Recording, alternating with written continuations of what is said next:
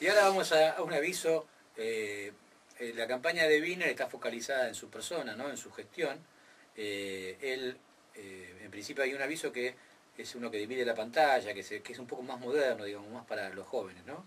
En este caso se hace hincapié en la persona fundamentalmente, en la trayectoria y en la persona. Y bueno, comienza el comercial en primer plano con la cara de él, debajo aparece Hermes Wiener, es médico y político. Como todos saben, fue gobernador o es gobernador de Santa Fe. Sabe por experiencia que no hay remedio más efectivo. Todo esto aparece sobreimpreso debajo, ¿no?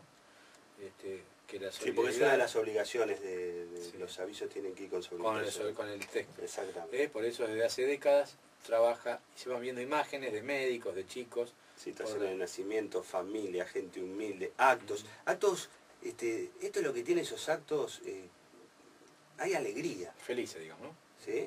Fíjese, hay alegría. Sí, sí. No es el acto que veíamos en el... A ver, estamos no es haciendo... masificado. Claro, no es una cosa estamos masificada. haciendo comparaciones, Esto es un análisis, no una postura. Entonces, o sí también, pero ahora estamos haciendo un análisis del libre albedrío, aparte, un análisis de una interpretación de uno, puede estar no de acuerdo. ¿no? Lo que veíamos anteriormente era, como decía Jorge, masificación, fuerza. Acá hay alegría, hay compromiso, hay cuestión de decir, bueno, somos todos. Seriedad. ¿Sí? Somos todos. Y termina con la sobriedad de estos comerciales que tienen, de hecho, hasta el mismo discurso del Frente Amplio Progresista, con un Wiener sumamente moderado y serio, y con una Norma Morandini que da gusto escucharla hablar, y también que es muy sobria y concreta. Es decir, no hay fueguitos artificiales ni nada por el estilo.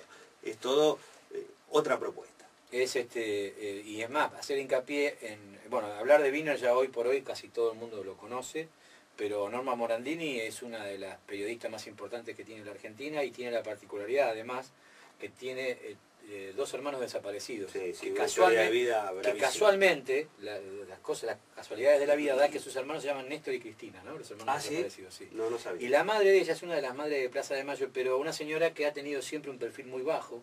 Es más, cuando juró Norma Morandini de diputada, juró, o senadora, juró con la mamá ahí, ha tenido una postura de, si bien ser familiar de desaparecidos, de querer la justicia, pero no la venganza.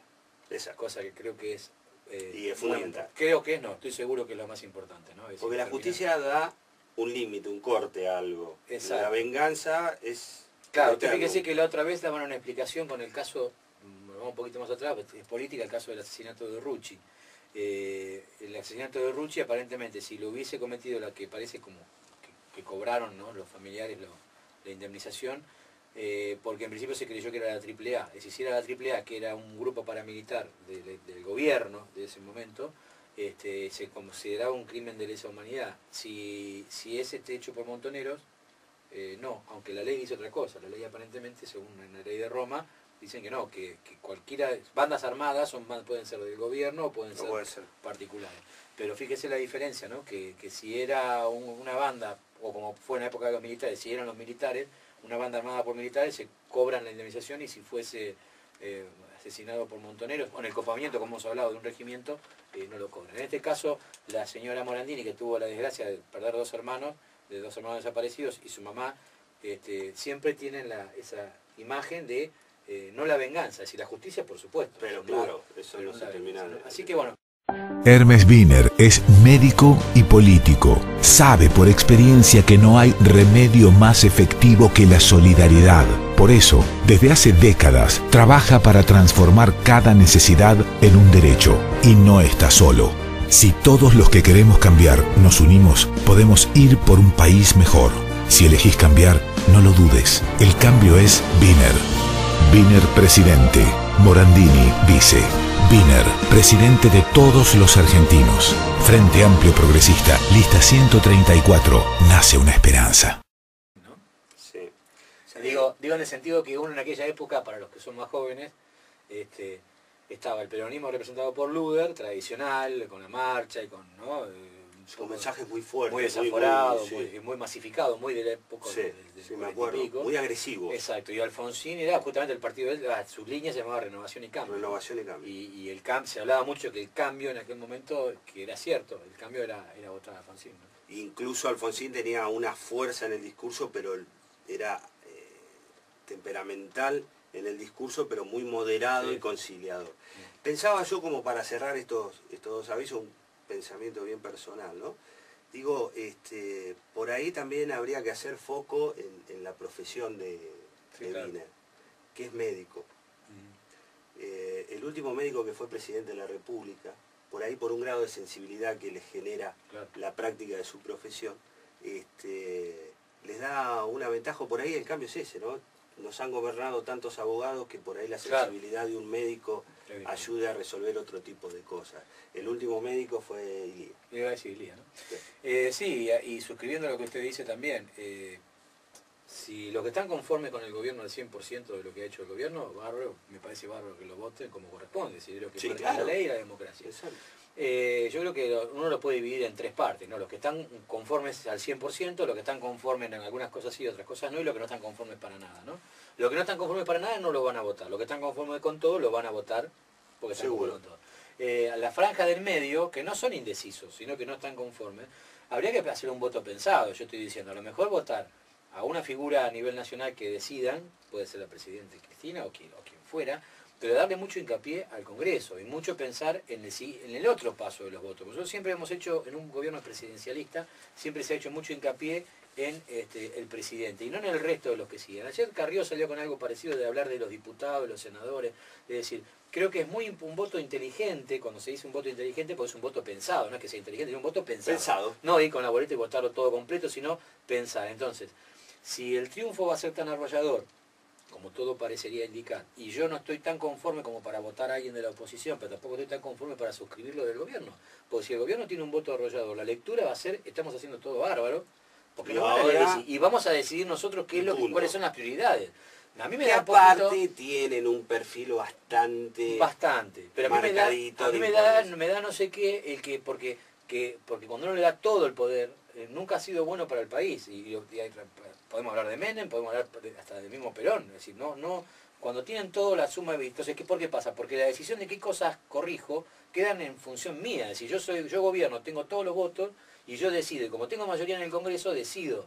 Entonces, por ejemplo, hay una cosa que se ha hablado en su momento, que era una reforma política, cuando se hizo la reforma del año 94, siempre se habla de la figura del primer ministro, un gobierno más parlamentario, como por ahí es en la mayoría de las partes del mundo, siempre se ha hablado de esa manera. Ahora, ¿qué pasa? Ahora parecería que se habla, pero para provocar una reelección indefinida de la Presidente. Entonces, volvemos siempre a lo mismo. El objetivo tiene que ser modificar la ley porque le hace bien al país, no porque le hace bien a alguien circunstancialmente en un momento. Como fue con Menem en su momento, porque en el momento cuando se vende ese pacto de olivo, cuando se hace el pacto de olivo, se vende que iba a haber una reforma, que nuestra vida iba a cambiar de la noche a la mañana por una reforma política. Y en definitiva, en la práctica, se demostró que se consiguieron solamente dos cosas. Una, que Capital Federal fuera denominada como una provincia o como una ciudad autónoma que antes dependía del gobierno nacional, y permitir la reelección de Menem, pero después lo demás siguió igual. Entonces, pensar más en lo que son, porque las cosas después se cocinan en el Congreso. Ustedes fíjense que como fue la 125, ahí raspando, pero no salió en su momento porque el Congreso no consiguió los votos. Entonces, lo bueno es el equilibrio de poderes. Sí, no todo se termina en el Poder Ejecutivo. Lula gobernó, con un gobierno por todo el mundo considerado excelente, gobernó con el Parlamento en contra. Sí. Es decir, comenzó gobernando con el Parlamento en contra. Entonces, no es malo los controles. No. O no es mala la oposición, y no es malo que... Porque si no es fácil, démosle cantidad, saquémonos todos los diputados y senadores que hay, démosle cantidad de votos por el presidente, cuántos votos tiene en el Congreso, no pagamos senadores, no pagamos diputados, y votan eso. Por eso yo insisto, cuando fue lo de Cobos, que hizo dirimió la votación, yo siempre argumento lo mismo, cuando se enojan los que están en el poder que Cobos no votó. Si el presidente, si el vicepresidente es un delegado del presidente, no hace falta.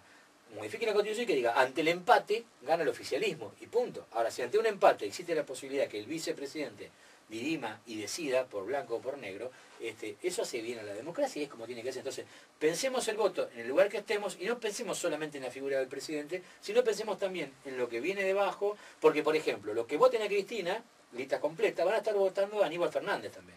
como diputado. Entonces, piensen después, es decir, fijen la lista, miren la lista, los nombres, las caras, quiénes van, porque fíjense que si, por ejemplo, por ello puedo estar contento con el gobierno de Cristina, y lo que han hecho, pero no no con lo que están Aníbal. diciendo. Claro, entonces pará, ¿por qué? Está bien, la voto como presidente, pero no lo voto a este tipo para que esté como diputado. Es decir, hacer un voto pensado se hace cada 4 años, estamos dando el futuro, o estamos dando la continuidad del país o el futuro de nuestro país, veamos lo que pasa con las relaciones internacionales, veamos lo que pasa en el aspecto económico, no nos compremos la burbuja económica, es decir, seamos conscientes.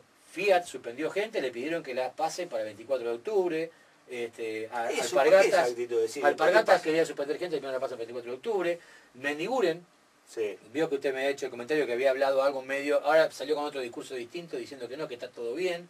Es decir, pero ¿qué pasa el 24? ¿Que el país se termina el 23 y el 24 de octubre? No, es decir, ¿cómo va? Si Fiat decide parar, sencillo, el por 24, algo tiene que parar. si ganan por esa diferencia de si flaco vos me votaste, ahora aguántesela. Entonces, claro. por eso digo que está bueno. Y si no me votaste también, Eso. porque en mi caso va a ser eso, pero... Creo que la oposición, el papel de la oposición de cualquier gobierno, del que venga o del que pasó, tiene que ser también el hecho de controlar, ¿no? De controlar. Pero bueno,